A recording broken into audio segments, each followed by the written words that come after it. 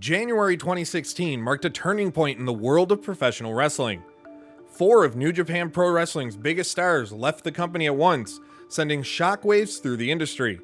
Their departure not only reshaped the wrestling landscape, but it also strengthened one company's roster while challenging another to elevate new talent into the spotlight. This is the story of the 2016 exodus from New Japan, who was involved, why they left, and the lasting impact that changed the wrestling world forever.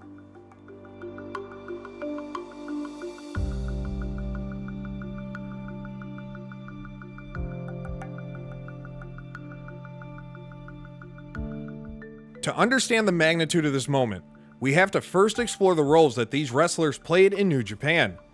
AJ Styles joined New Japan in 2014 after spending a decade with TNA, winning the IWGP Heavyweight Championship in his first match, and becoming the co-leader of the Bullet Club.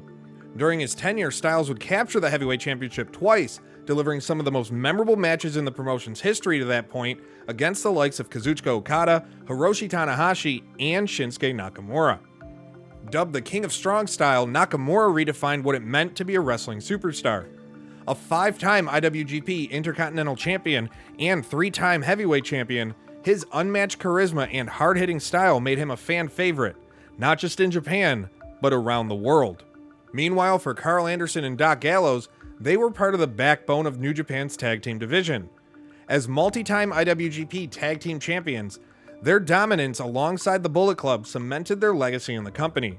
Anderson, known for his technical prowess, and Gallows, the powerhouse, brought a dynamic chemistry and charisma to the ring that shined in front of the audience.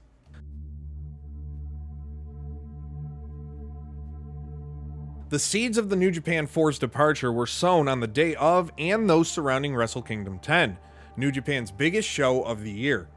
On January 4th, all 4 wrestlers gave their notice to New Japan, with rumors circulating that they were heading to WWE. Even WWE got in on the rumors just days after the show with a post on their own website. And by mid-January, those rumors were confirmed, and the wrestling world braced for the fallout. But why did they leave? The reasons were multifaceted. For AJ Styles, the move to WWE offered a chance to showcase his talent on the biggest stage in the world. Despite his immense success in New Japan, where he said he was put on the map, WWE's global platform was an opportunity he couldn't pass up. However, he wasn't entirely set to leave until he found out that Nakamura was also leaving the company. In an interview with Sports Illustrated, Styles said that once he found out Nakamura was leaving, he spoke to Gallows and Anderson and they all decided to join. According to Styles, Nakamura didn't know that he knew about him leaving. That said, it wasn't always a sure thing that it was going to be WWE he left for. Talking on the Shaq Wrestling podcast, Styles said that he, Gallows, and Anderson all had meetings with TNA. Styles said that they met and even talked about numbers, but nothing was officially signed. However, TNA claims that Styles, along with Gallows and Anderson, actually agreed to a new deal to come back to the company in the form of both a handshake and written agreement. The company went as far to say that start dates and creative were decided, along with merchandise plans and plane tickets being purchased. Styles, however, denied that anything was ever officially signed. Nakamura's decision was driven ultimately by a desire for new challenges. After conquering nearly everything New Japan had to offer, Nakamura saw WWE as the next step in his wrestling journey.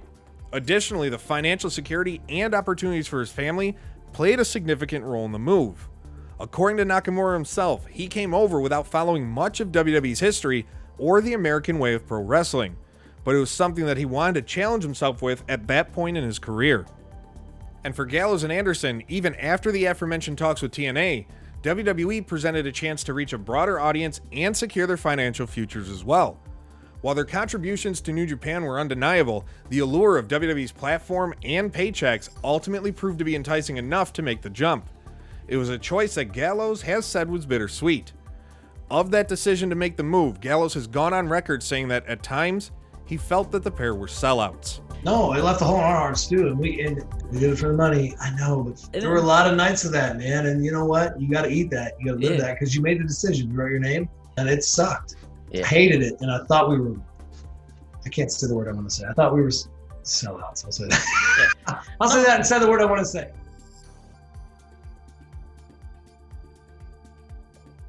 On January 24th, 2016, AJ Styles was the first of the signees to make their WWE debut at the Royal Rumble, doing so in the same city of Orlando that he spent years wrestling in while with TNA.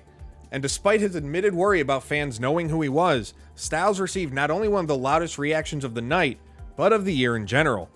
Just a couple months later, Nakamura would join the NXT brand, debuting at NXT TakeOver Dallas during WrestleMania weekend. After his first match against Sami Zayn, he quickly became a two-time NXT champion and one of the brand's biggest stars for the rest of the year. Gallows and Anderson, branded as The Club, were the last of the four to make their debuts with the company, debuting on the main roster in April and immediately aligning themselves with Styles. That alliance, albeit short-lived, gave fans one of the lines of the year, as everyone wanted to beat up John Cena. Beat up John Cena!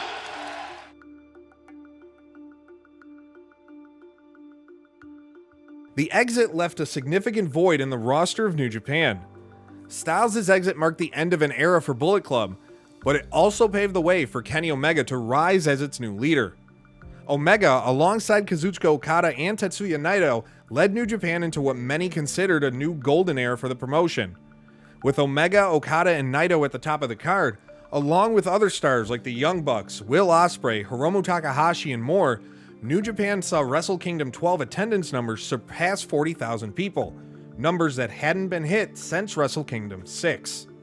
New Japan's ability to adapt and elevate its homegrown stars, as well as bring in names from the outside like Cody Rhodes and elevate them, ensured the company's continued success. Wrestle Kingdom events grew in scale and popularity, with the company also expanding its global reach with partnerships and shows in the United States. As for the four wrestlers who left, their journeys have been quite diverse over the last 9 years. AJ Styles became a two-time WWE champion, including a year-long run, delivering iconic matches against the likes of John Cena and Daniel Bryan. Nakamura captured multiple championships, including the United States and Intercontinental titles, and also won the 2018 Royal Rumble.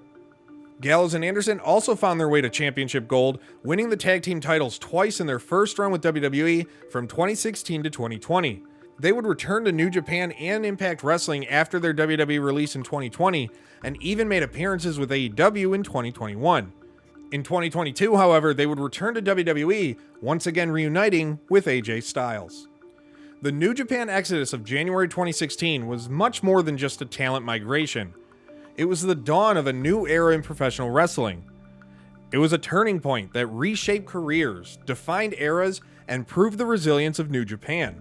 But above all else, the exodus reminded us that in this industry, the only constant is change. Thanks for watching.